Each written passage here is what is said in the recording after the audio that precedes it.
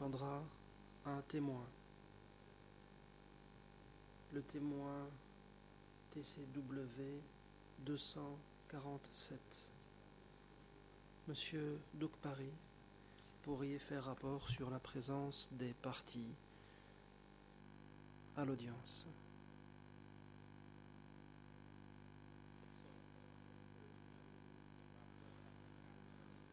Le greffier. Bonjour Monsieur le Président. Toutes les parties sont présentes, sauf l'accusé Yengsari. Il se trouve dans la cellule temporaire du sous-sol en raison de son état de santé. La partie civile, Monsieur Kem Vandi, est présente dans le prétoire. Quant aux témoins de réserve prévus pour aujourd'hui, TCW 247, il a confirmé qu'à sa connaissance, il n'a aucun lien de parenté par l'alliance ou par le sang avec l'un quelconque des trois accusés ou avec l'une quelconque des parties civiles reconnues en cette qualité par la Chambre.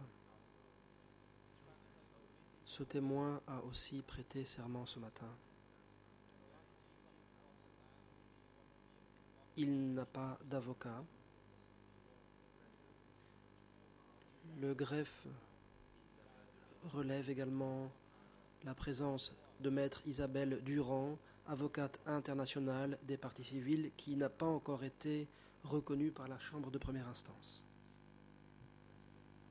Le Président. Merci.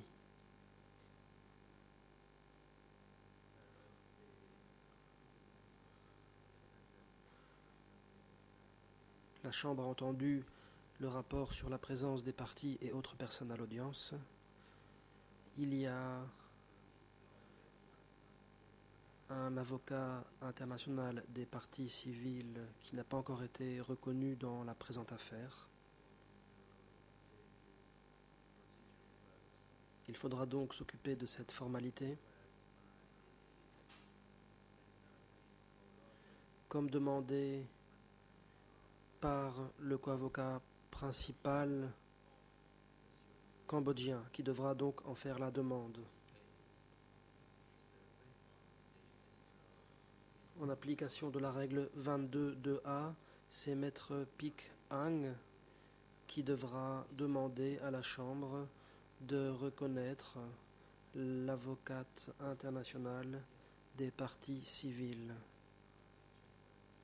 Et ce avant d'entendre la déposition de la partie civile. Monsieur Pek Ang, je vous en prie. Pek Ang. Monsieur le Président, Mesdames et Messieurs, bonjour à toutes et à tous. J'ai ici derrière moi Madame Isabelle Durand. Maître Isabelle Durand est membre du barreau de Toulouse en France. Elle est accréditée par l'Ordre des avocats du Royaume du Cambodge, et ce le 27 juin 2008.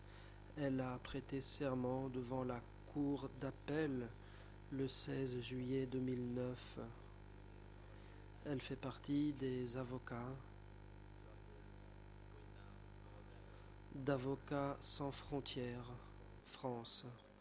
Nous demandons à la Chambre de reconnaître cette avocate pour qu'elle puisse plaider devant la Chambre. Le Président. Maître Isabelle Durand, veuillez vous lever. Maître Isabelle Durand, vous êtes à présent reconnue en tant qu'avocate internationale des parties civiles dans le cadre des procédures engagées devant la Chambre dans le dossier 002. Dès lors, vous exercez les mêmes droits et les mêmes privilèges que les avocats cambodgiens des parties civiles. Vous pouvez vous rasseoir.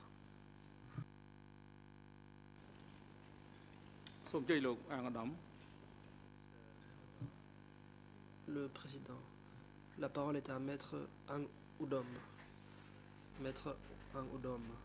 Bonjour, Monsieur le Président, Mesdames et Messieurs, bonjour à toutes et à tous. Bonjour aussi au public présent dans la galerie. Aujourd'hui, 6 décembre 2012, la Chambre et mon équipe avons reçu un rapport médical sur l'état de santé de mon client. De manière générale, son état est stable. Mon client peut par exemple rester en position assise, mais il se fatigue facilement dès le moindre effort. Il se plaint d'avoir mal dormi cette nuit. Il affirme qu'il ne peut rester longtemps assis.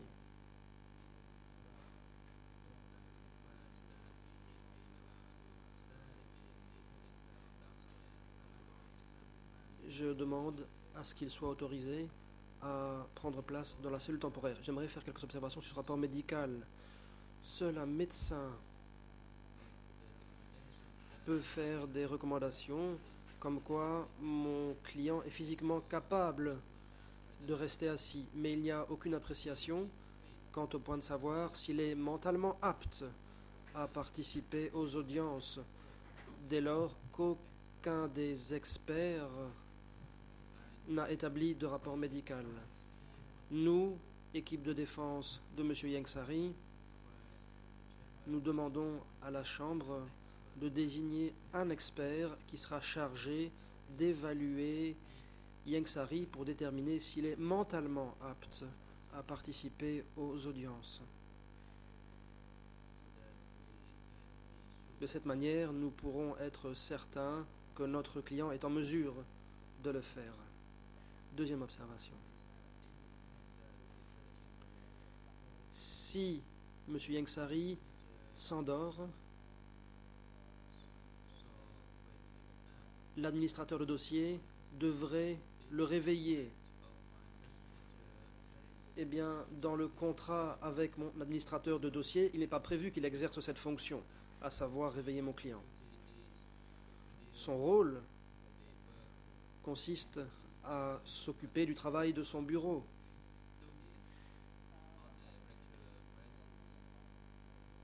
Il ne pourrait faire autre chose. Autre point. Supposons qu'on réveille Yengsari, il va rester éveillé 1 minute et va se rendormir. Troisième chose. Si on le réveille,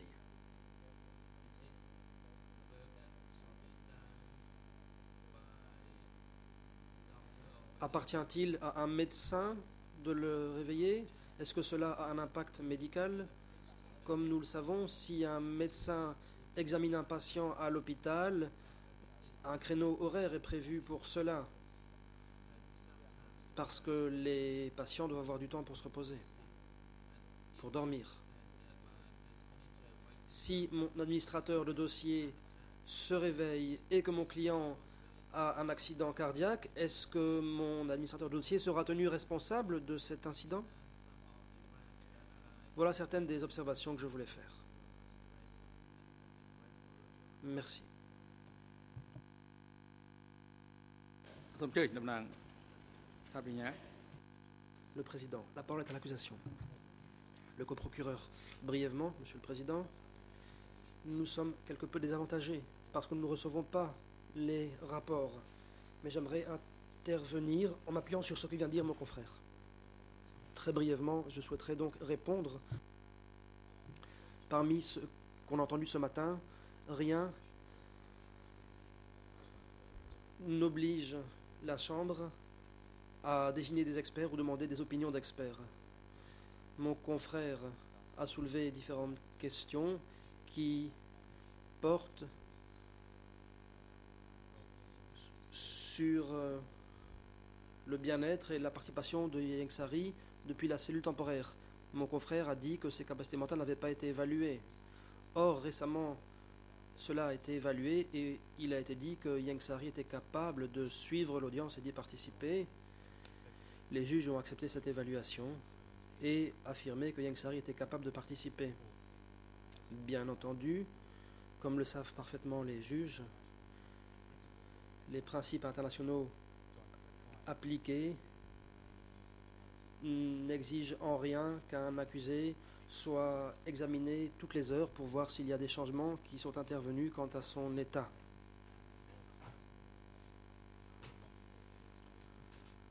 Tant qu'il n'y a aucun signe que des problèmes d'aptitude se posent, il n'est pas nécessaire de désigner de nouveaux experts ni de mener de nouvelles investigations quant à son aptitude à être jugé. Cela dit, de toute évidence, j'aimerais affirmer que comme quiconque ici dans le prétoire, les coprocureurs veulent s'assurer que les accusés reçoivent des soins médicaux appropriés. Les honneurs ont pris des dispositions dans ce sens. Selon nous, les juges ont le pouvoir d'appréciation d'examiner les informations reçues des médecins. Les informations données par les avocats peuvent contenir des informations, mais elles ne suffisent pas à agir. Et d'après les informations reçues, tant que ces informations sont suffisantes, vous n'êtes nullement obligé d'ordonner de nouvelles investigations. Il faudrait clore cette affaire. Mon confrère a parlé des fonctions de l'administrateur de dossier. Il est intéressant de voir comment mon confrère dit que ce n'est pas le travail de l'administrateur de dossier d'aider Ieng Sary en le réveillant, par exemple. Mais parallèlement, la défense a demandé à l'administrateur de dossier d'enregistrer minute par minute l'état de santé de Ieng Sary dans la cellule.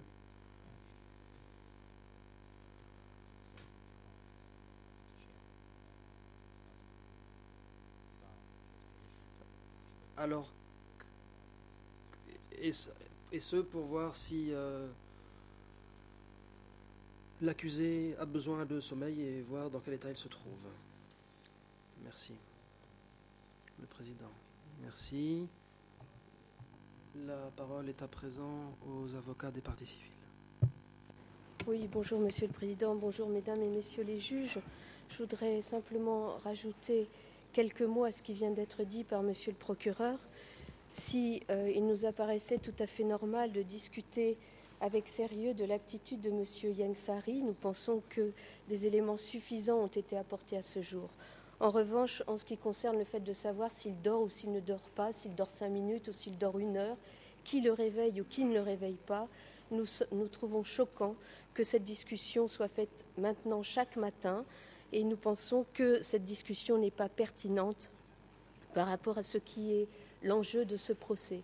Pour le respect des parties civiles et du public aussi, d'ailleurs, nous souhaiterions que la Chambre mette un terme à ces discussions quotidiennes qui nous paraissent non pertinentes et irrespectueuses. Merci.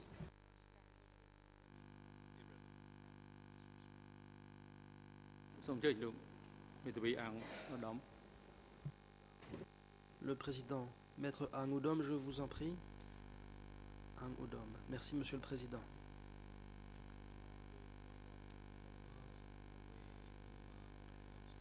Bien entendu, nous ne voulons pas perdre du temps là-dessus tous les matins. Et ici, je m'inscris en faux contre ce que dit l'accusation. Ce que nous voulons, c'est que notre client Ieng Sary puisse pleinement participer aux audiences. La seule solution dans ce sens consiste à désigner un expert chargé d'établir une évaluation médicale. Ce serait un expert spécialisé dans les questions d'évaluation mentale. Si nous avons un rapport médical établi par un tel expert, il nous sera plus facile de nous prononcer sur la question. En réalité, si possible, nous aimerions aussi qu'un examen de l'état mental de notre client soit effectué par un expert chaque jour.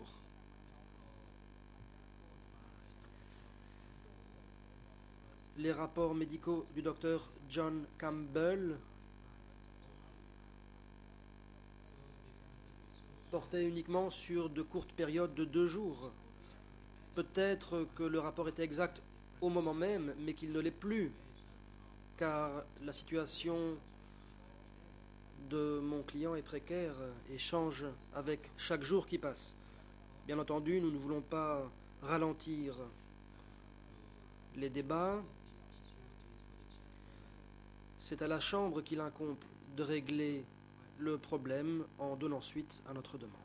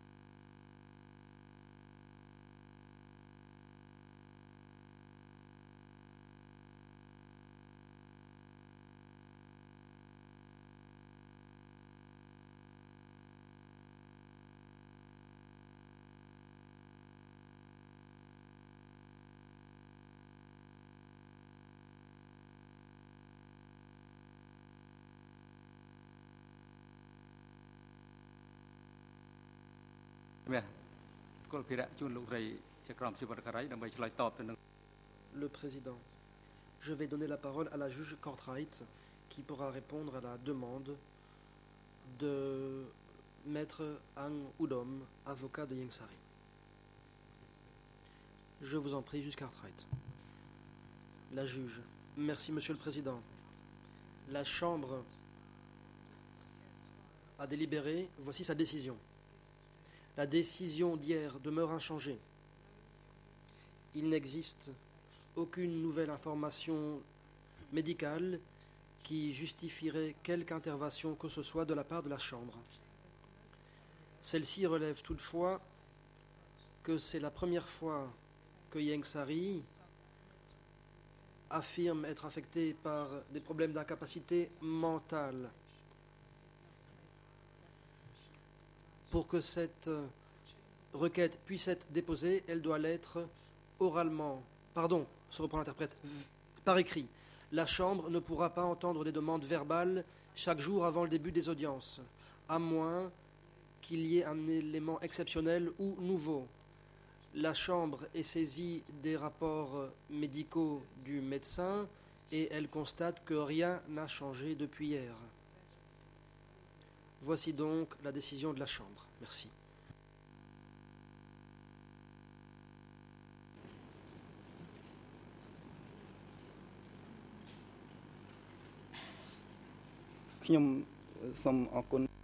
La défense. Merci, juge Kortright, pour cette décision.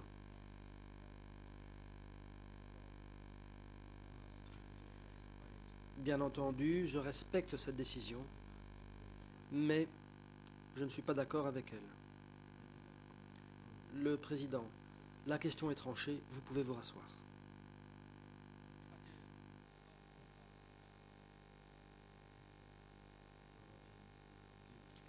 À présent, la Chambre donne la parole aux avocats des parties civiles qui pourront continuer d'interroger cette partie civile.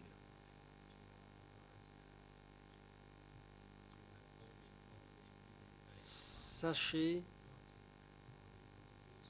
qu'il reste 40 minutes à répartir efficacement entre les avocats des parties civiles et l'accusation.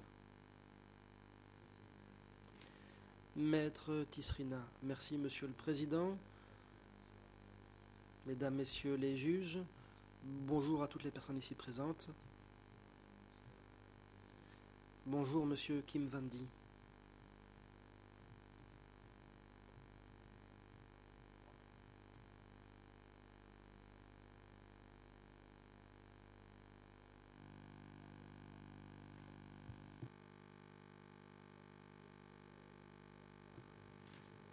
Hier, vous avez dit que votre père s'était fait ligoter les mains dans le dos et qu'il avait été emmené puis exécuté.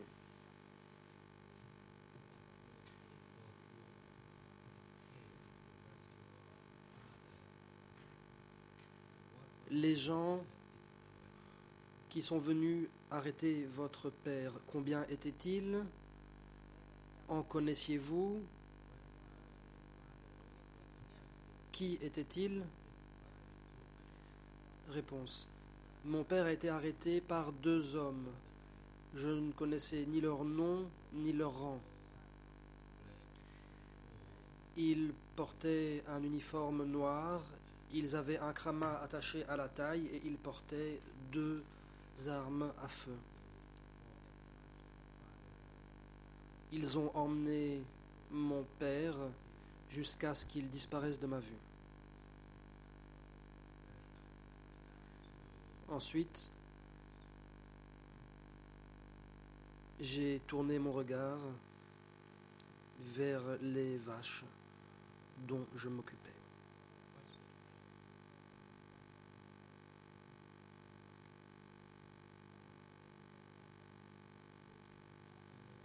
Question.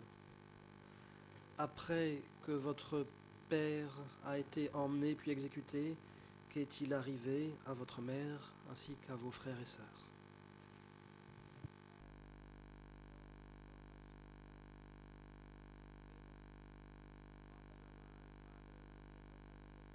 Réponse. Après que mon père a été tué, ma mère et mes frères et sœurs étaient au courant de ce qui était arrivé. Ma mère a pleuré. Tout le monde était triste.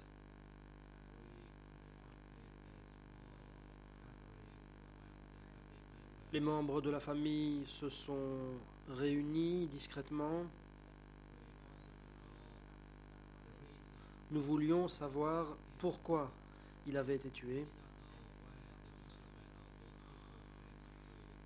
Nous ne savions pas quand ces miliciens étaient venus nous espionner à la maison. La maison était construite sous un cocotier et l'une de mes sœurs cadettes a dit qu'il fallait faire attention parce que des noix de coco pourraient tomber sur la maison. Je lui ai dit de ne pas s'inquiéter et de dormir.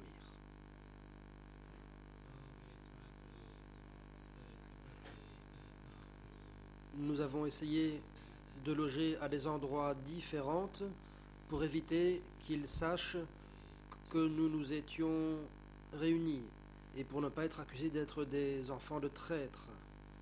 Voilà ce dont je me souviens.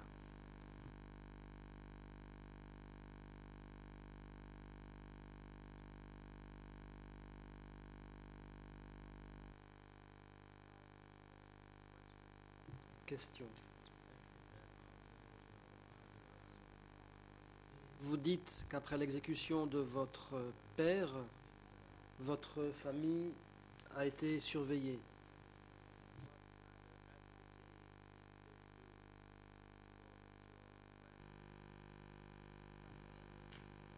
En quoi se manifestait cette surveillance?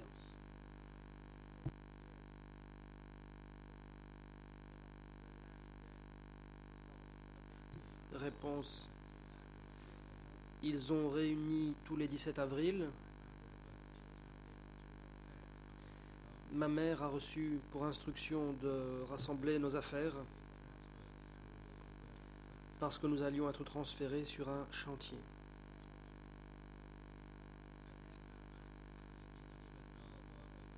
À ce moment-là, je ne savais même pas ce que c'était qu'un chantier. On parlait du barrage de Preik-Padow. Je ne sais pas si le nom de ce barrage a changé depuis, mais c'était un grand barrage. Ma mère venait d'accoucher, mais elle a été forcée de transporter de la terre comme les autres, comme les gens en bonne santé. Elle a protesté.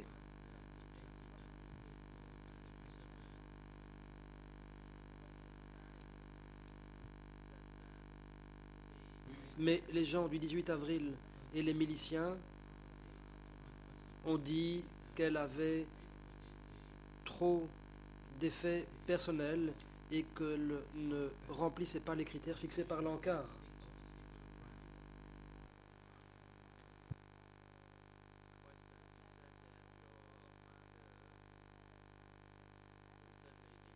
Question. Vous dites que votre mère venait d'accoucher. Combien de temps avant avait-elle accouché et quel type de travail lui a-t-on donné? Est-ce que sa charge de travail était la même que celle imposée aux gens en bonne santé? Réponse.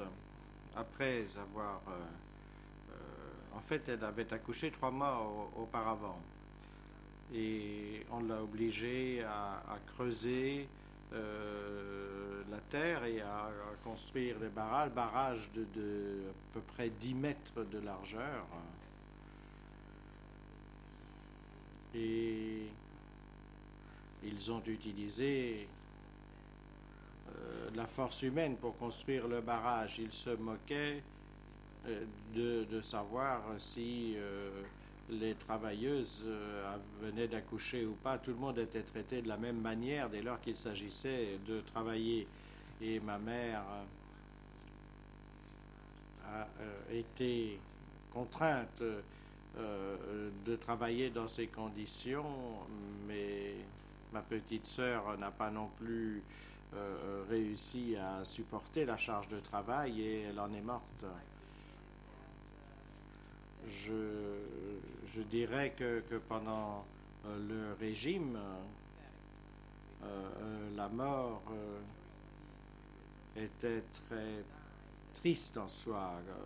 Dans le régime précédent, si quelqu'un mourait, une cérémonie traditionnelle était organisée, des moines bouddhistes participaient à la cérémonie, tandis que dans le régime Khmer Rouge, quand quelqu'un mourait, on les recouvrait de feuilles où on les enterrait sommairement, et donc les gens mouraient comme des animaux et étaient traités comme tels. Question. Mis à part l'exécution de votre père, avez-vous eu l'occasion d'observer également que d'autres anciens fonctionnaires de Lon Nol étaient surveillés? Réponse. Oui, cela arrivait aux travailleurs. À chaque réunion,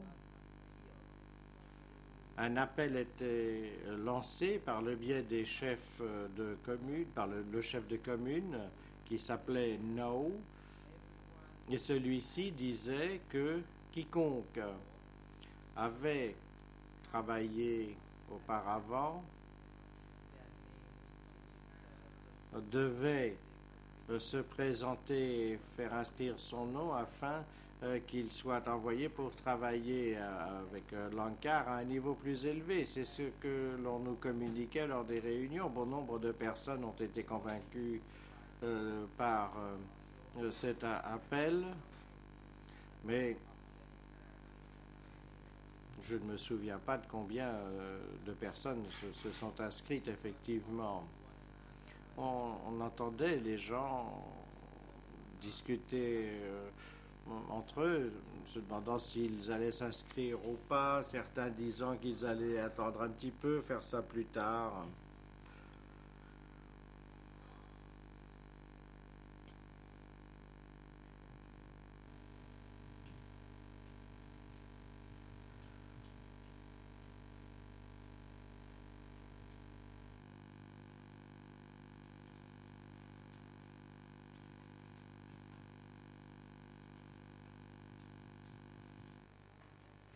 Question.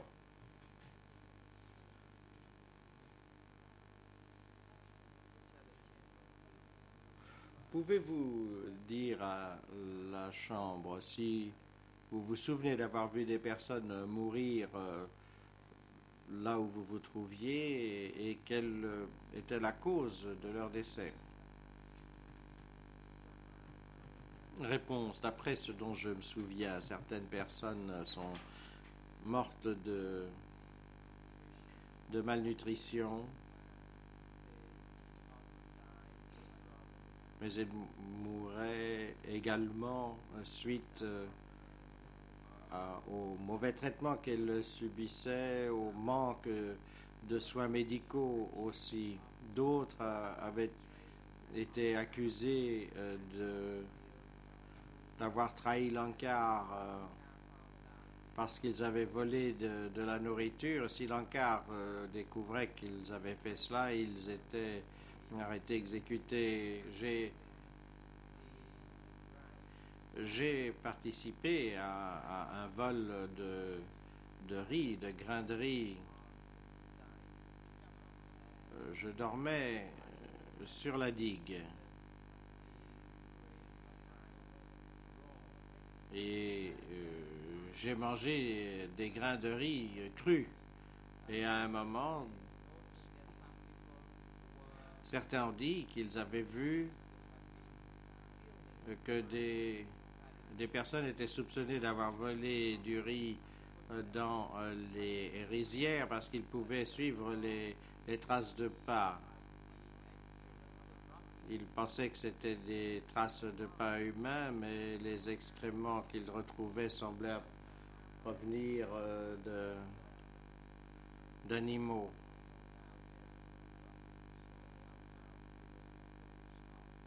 Il semble certain que c'était en fait des animaux plutôt que des êtres humains.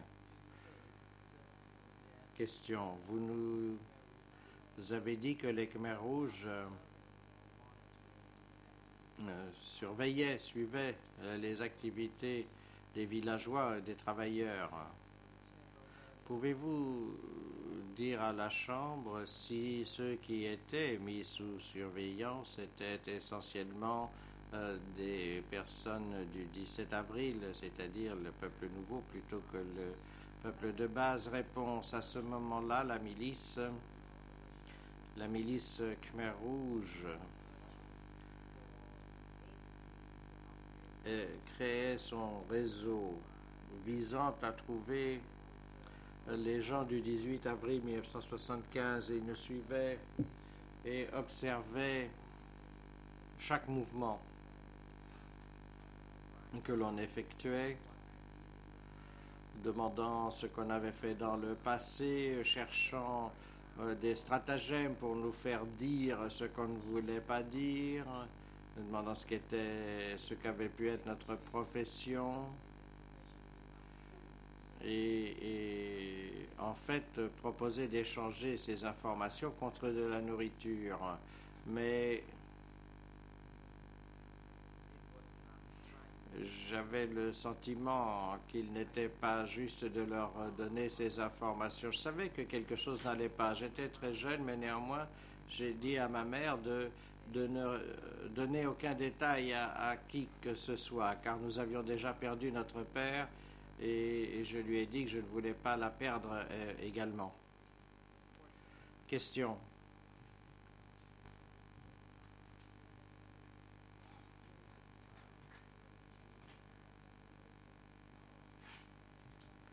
Pendant la période du régime, avez-vous entendu dire ou prononcer par quiconque les noms de certains dirigeants comme Pol Pot, Nuon Chea, Ieng Sary par exemple? Et si vous avez entendu prononcer ces noms, où est-ce que cela s'est produit? Réponse. Je me souviens qu'une fois après le déjeuner,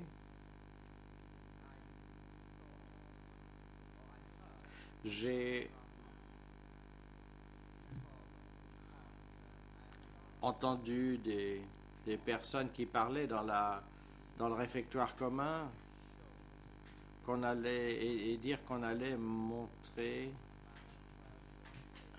un film à Concord, qui était à peu près à 12 km de là où nous nous trouvions, qu'on allait partir en charrette ou en char à bœuf pour aller voir ce film, et que ce film était présenté. J'y suis allé. J'ai pas vraiment suivi le film, j'ai pas vu très clairement, mais j'ai entendu des noms prononcés au cours de ce film. Alors le son n'était pas clair parce que ça faisait du bruit, les gens parlaient tout en regardant le film, et j'avais du mal à comprendre précisément ce qui se disait à l'écran. Question. Vous souvenez-vous encore du sujet de ce film? Réponse. Non, je ne me souviens pas sur quoi portait ce film, mais je sais que je me souviens de bribes de ce film. Ça portait sur la libération du pays, et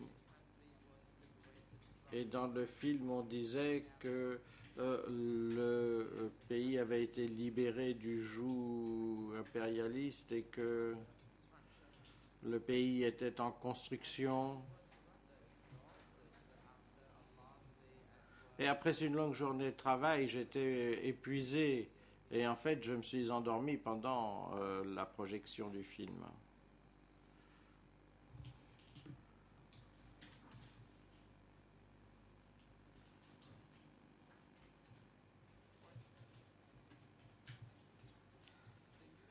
Question.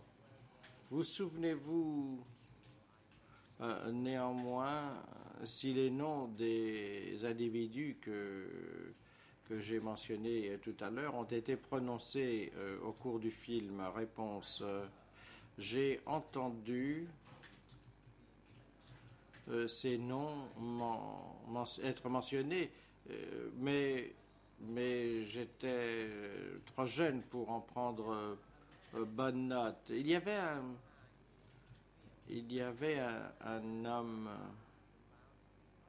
derrière l'écran qui parlait dans les haut-parleurs et qui jouait les voix des personnes qui étaient dans le film, et j'ai entendu ce nom prononcé, mais je ne savais pas où pouvait être installée cette personne, mais les haut-parleurs qui avaient été accrochés au fait d'un des arbres, donc j'ai pu entendre cela venant du haut-parleur. Somakon.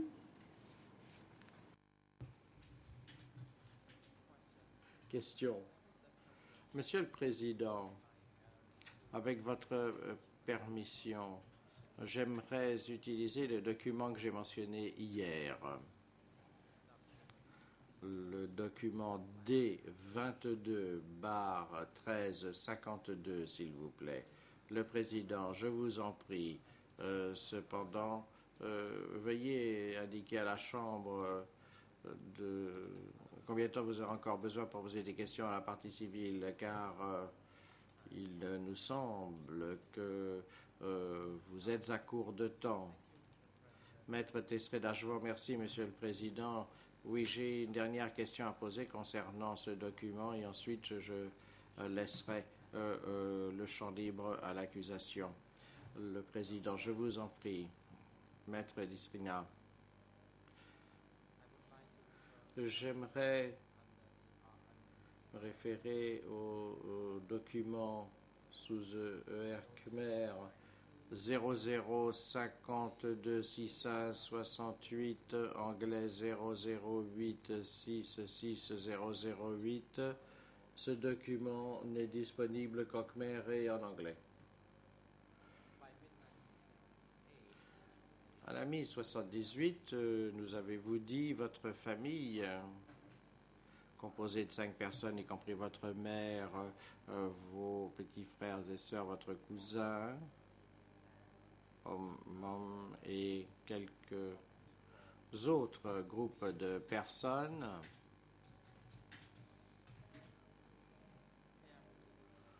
essentiellement des familles dont les époux et les pères avaient été exécutés. Ces personnes, y compris votre famille, avaient été envoyées à la coopérative dans la province, dans le district de Bacan. Dans cette coopérative du district de Bacan, les conditions de vie étaient plus mauvaises encore. On ne nous donnait que du gruau maigre pour les repas. Alors, pouvez-vous préciser quelques points en ce qui concerne cette déclaration? Vous nous dites dans cette déclaration que votre famille et d'autres familles dont les maris ou pères avaient été exécutés se sont rendus à cette coopérative avec vous. Ai-je bien compris, nous sommes-nous censés comprendre que ces personnes dont les chefs de famille avaient été exécutés, c'étaient des familles du 17 avril, du peuple du 17 avril? Réponse.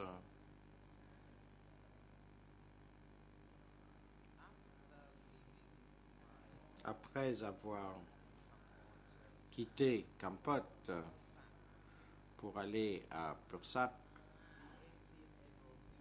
les gens du 18 avril disposaient de véhicules qui leur permettaient de se déplacer. Nos familles et les autres personnes devaient se déplacer à pied en transportant leurs affaires. Et nous avons dû marcher jusqu'à la route nationale numéro 3, puis jusqu'à la chaîne montagneuse de Kandamum. Je me souviens toujours de la route que nous avons suivie et nous avons passé quelque temps en chemin. J'ai également noté que ma mère et mes frères et sœurs étaient trop fatigués après avoir marché trop longtemps. Et nous avons demandé à un des véhicules de s'arrêter, véhicule qui appartenait à des Chinois. Je ne pouvais pas lire les caractères chinois, mais je voyais que ce véhicule était un camion et on nous a permis de monter à bord. Avocat des parties civiles, je suis désolé de vous interrompre, monsieur, mais j'essaye d'obtenir des précisions en ce qui concerne cette déclaration particulière. Vous nous dites que votre famille et d'autres familles, en particulier les familles dont les chefs de famille, mari ou père, avaient été exécutés.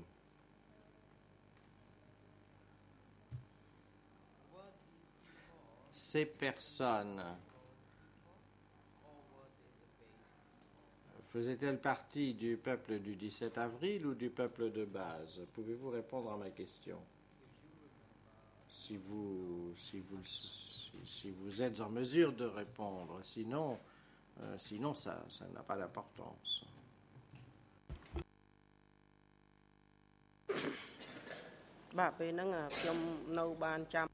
Réponse. Je me souviens que ces personnes faisaient partie du peuple du 17 avril, donc les survivants des familles des exécutés.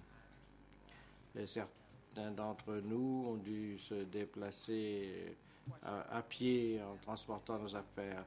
Question, peut-on donc effectivement dire que ces personnes étaient des membres du peuple du 17 avril. Oui, c'est exact, car ceux du 18 avril ne se déplaçaient pas à pied, on les transportait dans des véhicules.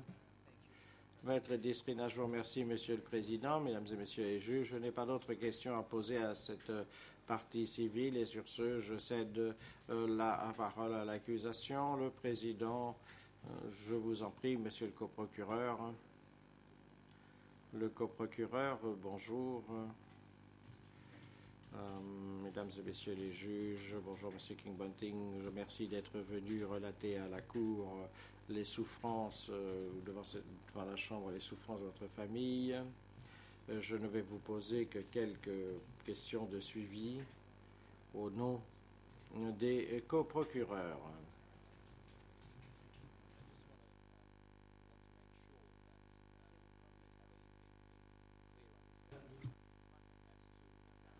Je voudrais être sûr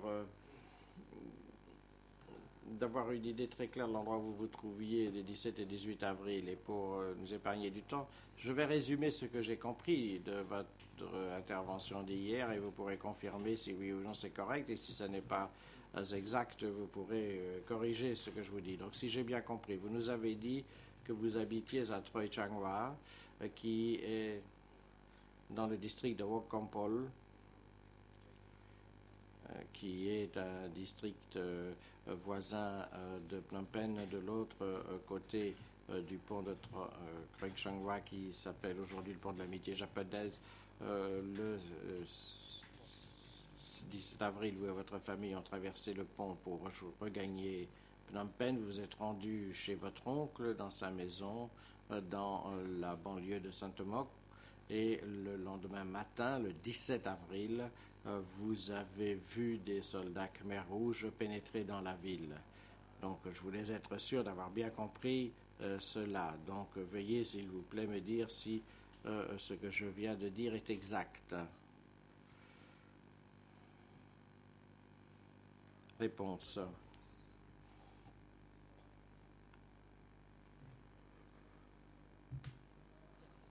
Oui, c'est exact. C'est ce que j'ai dit.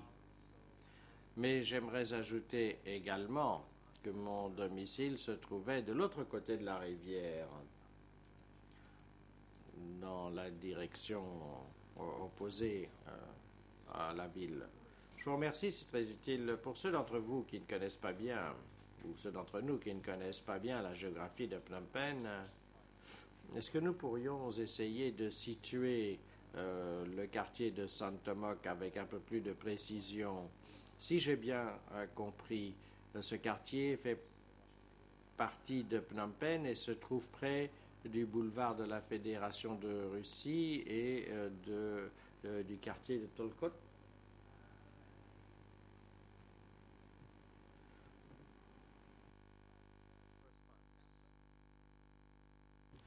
Réponse.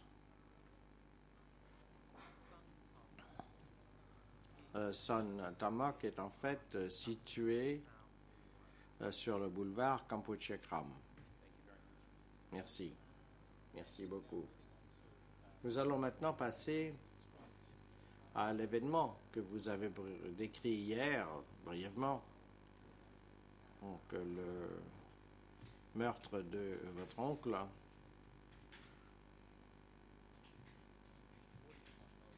D'après les notes que j'ai prises, je pense que vous nous avez dit que votre oncle était en uniforme, portait un uniforme militaire au moment où il a été abattu. Et vous nous avez dit que vous aviez ouvert la porte quand vous avez entendu les coups de feu et c'est là que vous avez vu votre oncle. D'après ce que vous avez pu observer, est-ce que votre oncle, à ce moment-là, avait pris part au combat contre les soldats Khmer rouges? Pour être plus précis, donc, est-ce qu'il avait une arme? Est-ce qu'il avait combattu les soldats Khmer rouges qui entraient dans la ville?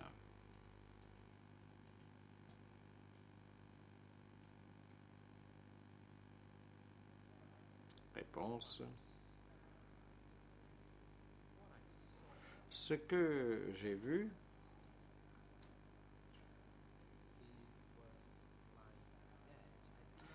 c'est qu'il était allongé par terre, mort. Je ne sais pas s'il avait participé à des combats avant cela, mais avant que les Khmers rouges soit arrivé dans Phnom Penh, il avait parlé aux membres de sa famille, et ça je l'avais entendu le dire. Il avait expliqué qu'il n'avait pas à s'inquiéter, qu'il n'irait pas au combat vu son grade, parce que son grade faisait que c'était lui qui donnait les ordres et que ses subordonnés étaient au combat. Et donc au moment où il est mort, il était en jeep, il portait l'uniforme militaire, et un peu plus tard, ce que j'ai vu, c'est qu'il était allongé par terre après avoir été abattu par les soldats Khmer rouges. Question. Je vais vous poser encore une ou deux questions à ce sujet, si vous le permettez. Si j'ai bien compris, ceci s'est produit le 17 avril. Et mis à part le meurtre de votre oncle, avez-vous pu constater que des combats se déroulaient? Ou est-ce que les troupes de l'ONOL avaient cessé toute résistance à l'arrivée des Khmers rouges dans la ville?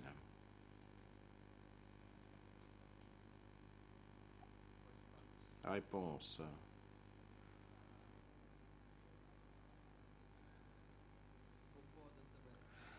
Avant le 17 avril 1975, le jour avant, j'ai vu des soldats de l'ONOL qui prenaient part à des combats avec les soldats Khmer rouges. Les combats étaient féroces dans la soirée. Nous entendions des tirs venant de tous les endroits de l'aéroport, de Cheshangwan. Donc nous entendions des coups de feu dans toute la ville. Après les bombardements, les choses se sont calmées et c'est là que nous avons quitté notre domicile pour nous rendre chez mon oncle. Pendant cette période, le matin, il n'y avait pas de combat comme le jour avant. C'était plutôt des accrochages sporadiques. Je vous remercie. Pour gagner du temps, je vais encore vous poser quelques questions sur d'autres sujets. Lorsque vous nous avez décrit le déplacement de votre famille, d'abord vers le nord, traversant le pont de Kroi Chamba, puis vous nous avez décrit la manière dont votre famille s'était ensuite dirigée vers le sud, province de Gompot, mais en passant par Udong. Et vous avez dit que vous êtes resté au marché d'Udong pendant 2 ou 3 jours.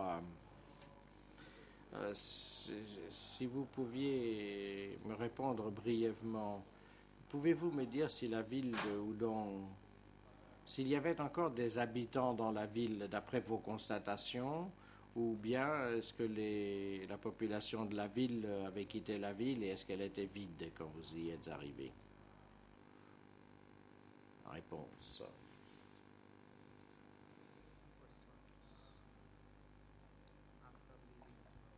Après avoir quitté Phnom Penh, nous sommes allés à l'embarcadère des bacs pour traverser la rivière, ce que nous avons fait pour arriver à Udong. Et là, nous avons passé la nuit parce que nous étions trop épuisés pour continuer. Il nous a fallu nous arrêter pour reprendre des forces. Là, j'ai vu des personnes, mais je ne sais pas s'il s'agissait du peuple du 18 avril ou du peuple du 17 avril, mais j'ai vu quelques personnes. Est-ce que vous avez pu déterminer si ces personnes vivaient dans des maisons, comme vous, votre famille l'aviez fait dans votre maison? avant le 17 avril.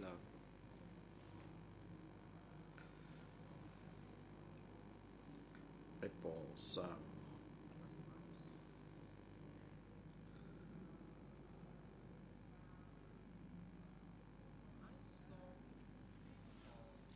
J'ai vu des personnes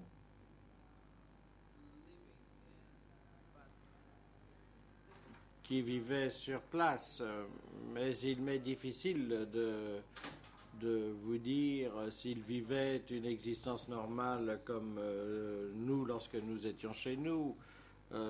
Ces gens étaient vêtus de noir, portaient des chapeaux. Je ne peux pas vous dire si c'était des civils ou des soldats. Le coprocureur, je vais vous poser quelques autres questions. Vous avez décrit de manière détaillée ce qui s'est passé avec votre père lors de sa disparition. Je crois que vous nous avez dit qu'il était dans la marine sous le régime de Lon Nol. Pouvez-vous nous dire quel était son grade en 1975?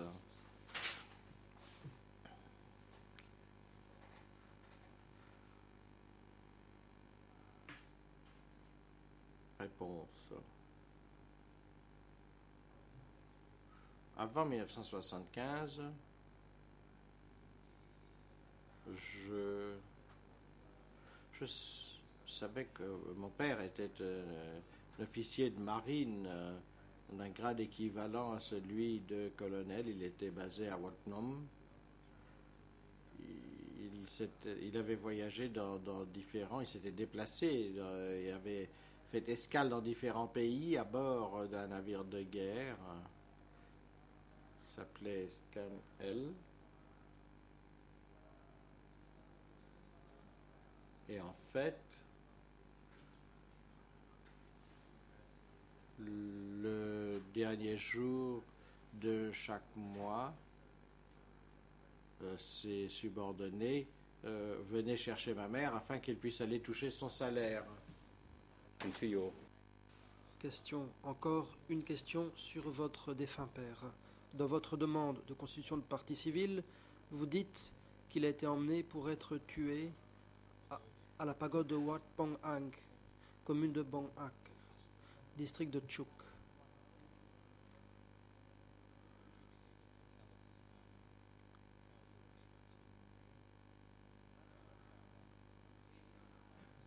Comment avez-vous su que votre père avait été emmené à cet endroit?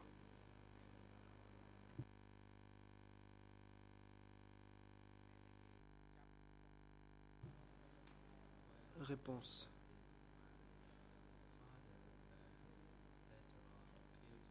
Quand mon père a été arrêté puis tué, le chef du village, qui s'appelait No, m'a répondu lorsque je lui ai demandé où on avait emmené mon papa. Il m'a dit de ne pas utiliser le mot papa, parce que dans le nouveau régime, on employait le mot époque. Je me suis excusé, puis j'ai demandé où avait été emmené mon père. Il m'a dit qu'il avait été emmené à la pagode de Bong Ang,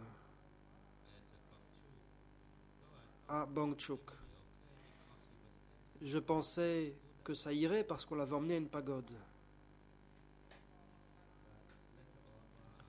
Mais plus tard, alors que je travaillais dans une brigade itinérante à Prey Pakdo, où je faisais partie du groupe de l'économie chargée de transporter de l'eau pour la cuisine,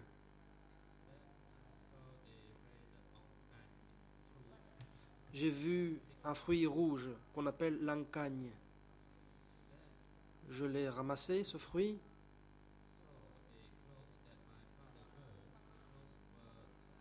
et j'ai vu que les habits de mon père étaient attachés à l'arbre qui portait ce fruit. J'étais sûr que ces habits étaient ceux de mon père. Plus tard, pendant la nuit, j'ai parlé tout bas avec ma mère. Je lui ai dit avoir vu les vêtements de mon père. Elle m'a dit de ne plus en parler.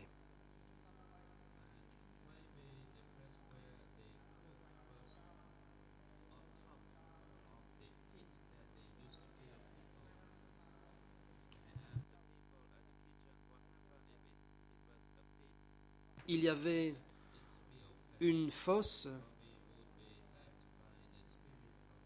J'ai demandé aux gens à quoi servait la fosse et on m'a dit que tout irait bien parce que je serais aidé par l'esprit des morts. Question, j'ai encore une demande de précision. Je vous prie d'être bref dans votre réponse, car il reste peu de temps. Dans votre demande de constitution de partie civile, vous dites qu'un autre de vos oncles, du nom de Omhang, qui avait dans la cinquantaine, a été tué par les Khmers rouges en mai 75 dans le village d'Angkor-Chey, commune d'Angkor-Chey, province de Kampot.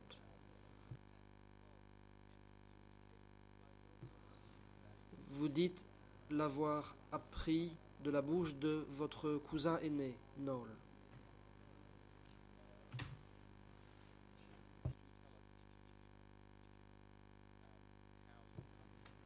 Comment votre cousin a-t-il appris que votre oncle Omhan avait été tué?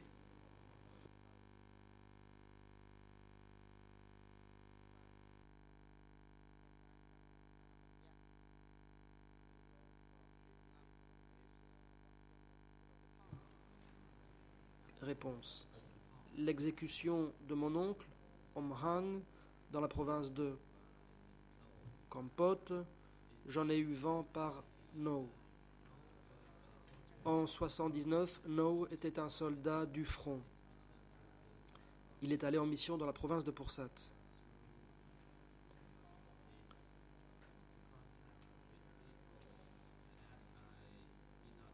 Il avait des contacts là-bas.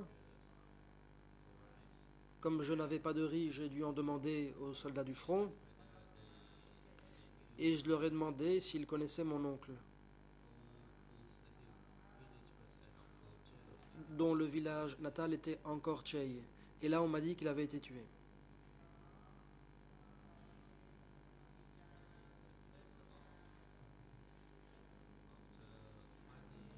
Plus tard, après l'introduction de la monnaie, ma mère s'est remise en quête de la vérité. Nous avons appris que tous les biens appartenant à mon oncle avaient été pris et qu'il avait été tué.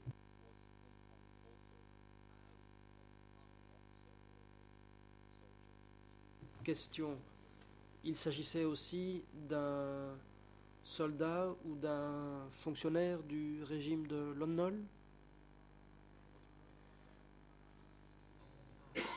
Réponse. Omhon n'était pas un soldat.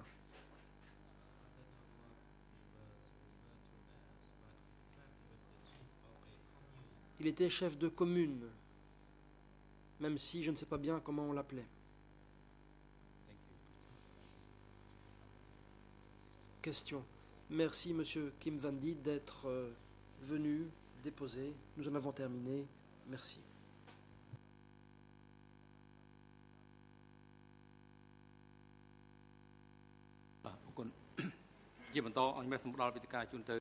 Le président. Merci. À présent, la parole va être donnée à la défense de Noon Shea, qui pourra interroger la partie civile. Je vous en prie. La défense. Merci, Monsieur le Président. Bonjour. Merci d'être venu, Monsieur. Nous n'avons pas de questions à vous poser. Nous vous souhaitons bonne chance.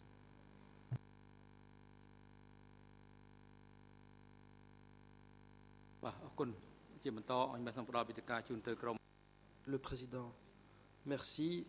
À présent, la parole est donnée à la défense de Ieng Sary, qui pourra, le cas échéant, interroger la partie civile. Maître Ang Udom. Bonjour, Monsieur le Président. Bonjour à tous. Bonjour à vous, Monsieur Kim Van-Di. Je m'appelle Ang Udom. À ma droite se trouve Maître Michael Carnavas. Nous représentons la défense de M. Yengsari. À ce stade, nous n'avons pas de questions à vous poser, mais au nom de notre client, M. Yengsari, nous vous souhaitons bonne chance et bon retour chez vous. Merci, Monsieur le Président. Le Président, merci. La parole est maintenant donnée à la défense de Khieu Samphan, qui pourra interroger la partie civile. Maître Kong Sam-on, merci Monsieur le Président. Bonjour à tous. La défense de Khieu Samphan n'a aucune question à poser à cette partie civile. Merci. Le Président, merci. Monsieur Kim Van-di.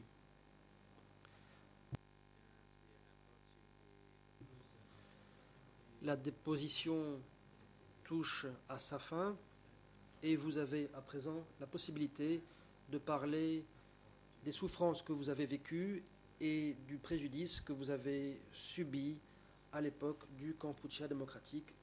Vous avez à présent la possibilité d'en parler. La partie civile. Monsieur le Président, je voudrais donner lecture d'une déclaration que j'ai couchée sur papier il y a un certain temps. Le Président, je vous en prie, vous pouvez le faire.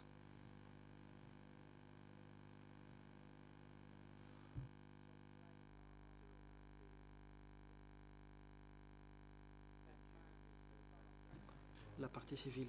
Merci, Monsieur le Président, de me donner l'occasion d'évoquer les souffrances que ma famille et moi-même avons traversées.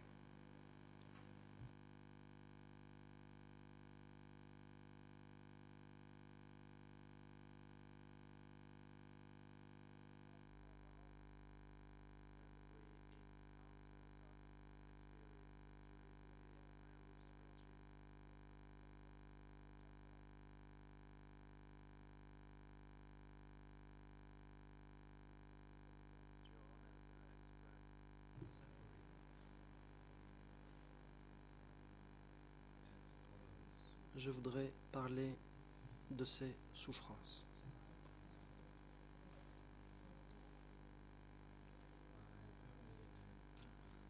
Ma famille et moi avons beaucoup souffert sous le régime des Khmers rouges. Je voudrais d'abord parler des souffrances physiques endurées par ma famille. Nous avons été transférés, nous avons dû quitter notre maison, l'école, en abandonnant nos biens. Ma famille a subi le même sort que la population du pays.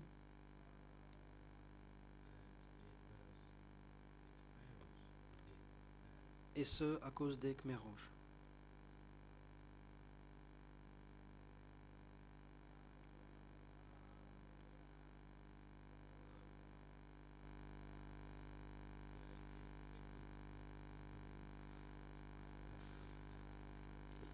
Ils nous ont infligé, à ma famille et moi, de grandes souffrances. Nous avons été forcés à quitter notre maison. Nous avons été contraints à du travail dur. Nous sommes devenus épuisés, nous étions affamés, nous n'avions pas à manger,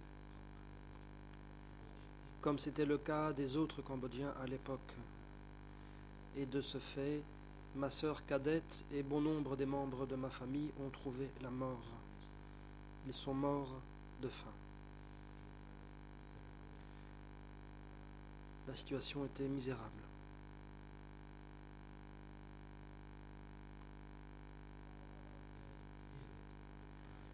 Ils ont tué mon père, mon grand-oncle, ma grand-tante et beaucoup de membres de ma famille, de manière injuste.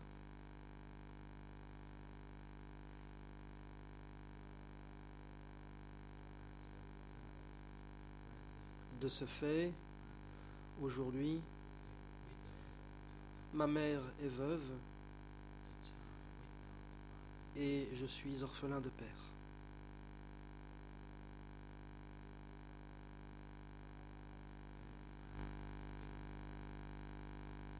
À chaque fois que je pense à ce qui s'est passé, mes souvenirs sont encore très vivaces. Je revois encore tout ça.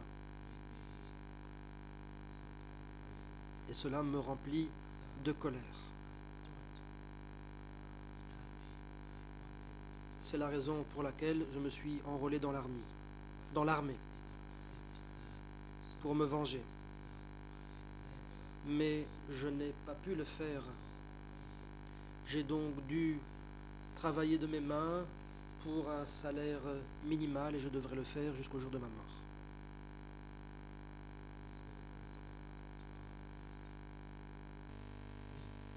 Monsieur le Président, Mesdames, Messieurs les juges, je vous demande de trouver la justice et de les punir de manière appropriée, de façon proportionnée aux pertes qu'ils ont causées à moi et aux autres. Je vous demande de leur infliger la sanction la plus stricte que possible. Enfin, j'aimerais exprimer ma gratitude envers les juges et envers toutes les autres personnes qui se trouvent ici dans ce prétoire ainsi qu'à l'extérieur. Merci, Monsieur le Président. អរគុណលោកកឹមវ៉ាន់ឌីឥឡូវនេះ Le Président. Merci, Monsieur Kim Van Di. Votre déposition est à présent terminée. Vous pouvez disposer.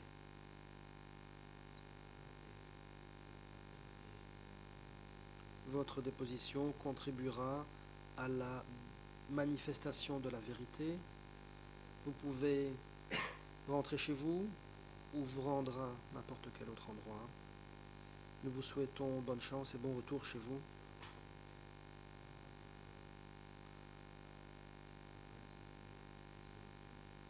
Huissier d'audience, veuillez prendre les dispositions nécessaires pour que la partie civile puisse rentrer chez soi, et ce en collaboration avec l'unité d'appui. Monsieur Kim Van Di, vous pouvez à présent quitter le prétoire.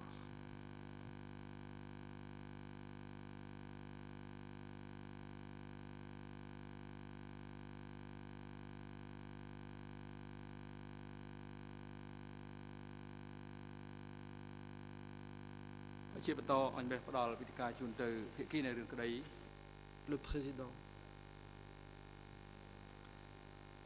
Les parties ont à présent l'occasion de faire des observations sur la déposition de cette partie civile.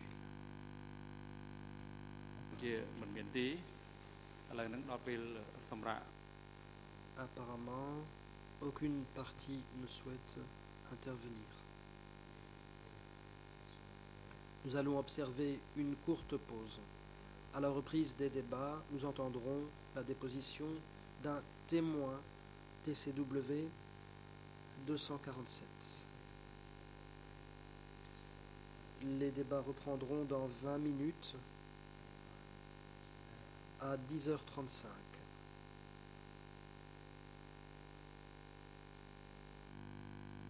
Jane Crouch Howe.